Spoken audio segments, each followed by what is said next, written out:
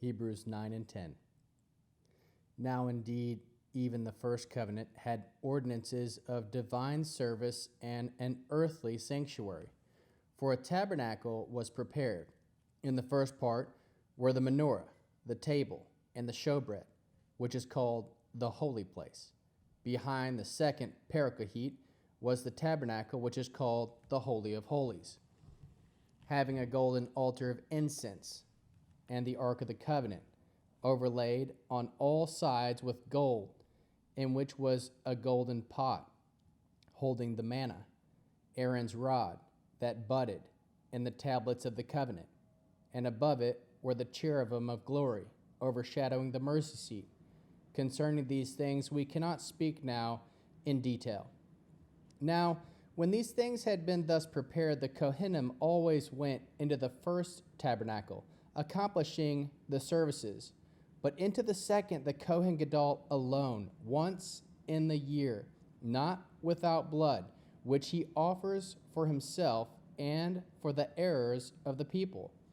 The Ruach HaKodesh is indicating this, that the way into the holy place was not yet revealed while the first tabernacle was still standing.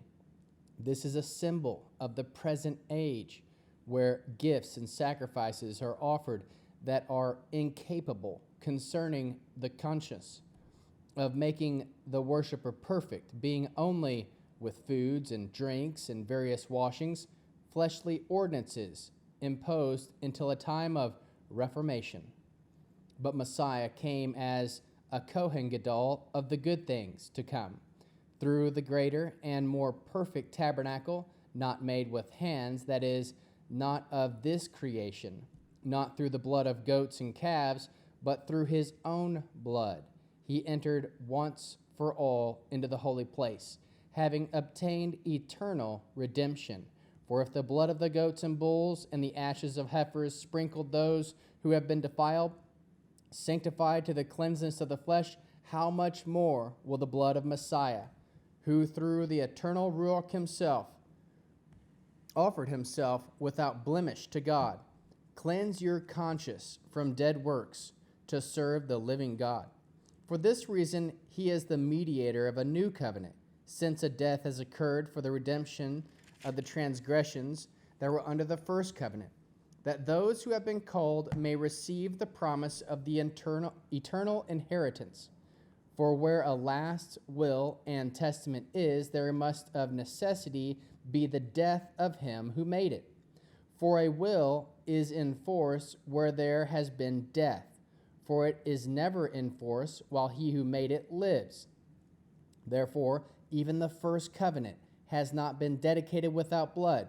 For when every commandment had been spoken by Moses to all the people according to the Torah, he took the blood of the calves and the goats with water and scarlet wool and hyssop, and sprinkled both the book itself and all the people, saying, "This is the blood of the covenant which God has commanded you." Moreover, he sprinkled the tabernacle with all the vessels of the ministry in the same way with the blood. And according to the Torah, almost all things were cleansed with blood, and without shedding of blood there is no remission. Therefore, it was necessary that the copies of these things in the heavens to be cleansed with these, but the heavenly things themselves with better sacrifices than these. For Messiah has not entered into holy places made with hands, which are representations of the true, but into heaven itself, now to appear in the presence of God for us, nor yet that he should offer himself often, as the Kohen Gadol enters into the holy place year by year with blood not his own, or else he must have suffered often since the foundation of the world. But now, once at the end of the ages, he has been revealed, put away sin by the sacrifice of himself, and inasmuch as it is appointed for men once to die, and after this judgment, so Messiah also, having been offered once to bear the sins of many, will appear a second time, without sin, to those who are eagerly waiting for him for salvation. For the Torah, having a shadow of the good to come and the very image of the things, can never, with the same sacrifices year by year, which they offer continually make perfect those who draw near. Otherwise, they would have not ceased to be offered, since the worshippers, once cleansed, would have had no more consciousness of sins.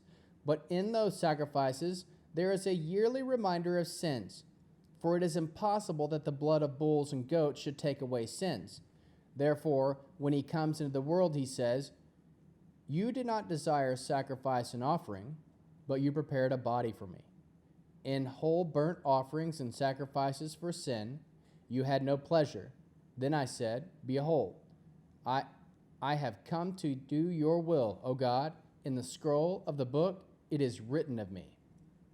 After saying above, sacrifices and offerings and whole burnt offerings and sacrifices for sin you did not desire, neither had pleasure in them, those which are offered according to the Torah. Then he said, "Behold, I have come to do your will."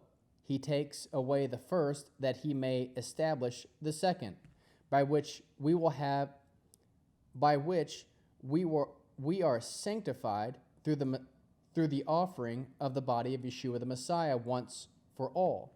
And every Kohen indeed stands day by day serving and often offering the same sacrifices which can never take away sins.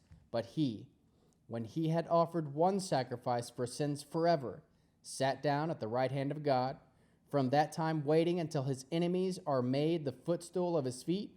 For by one offering he has perfected forever those who are being sanctified. But the Ruach HaKodesh also testifies to us. For after saying, "This is the covenant that I will make with them.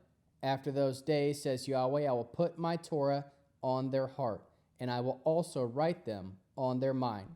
Then he adds, "I will remember their sins and their iniquities no more." Now, remission of these is, there is no more offering for sin.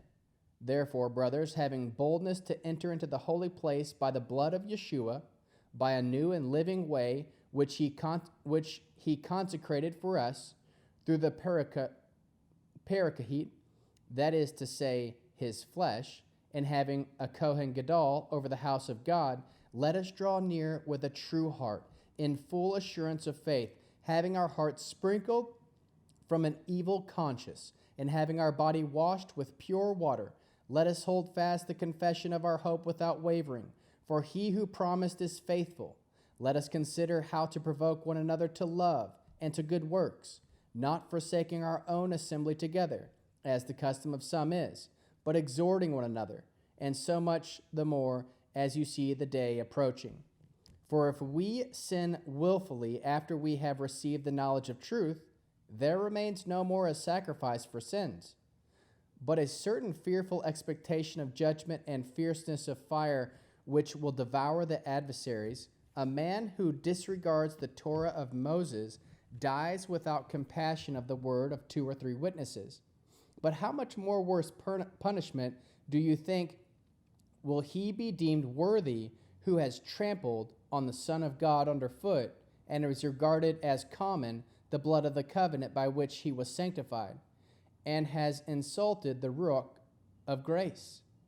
For we know him who said, "Vengeance is mine, I will repay, says the Lord." And again, Yahweh will judge his people. It is a fearful thing to fall into the hands of the living God. But remember the former days in which, after you were enlightened, you endured a great struggle with sufferings, partly being exposed to both reproaches and oppressions, and partly because partakers with those who were treated so.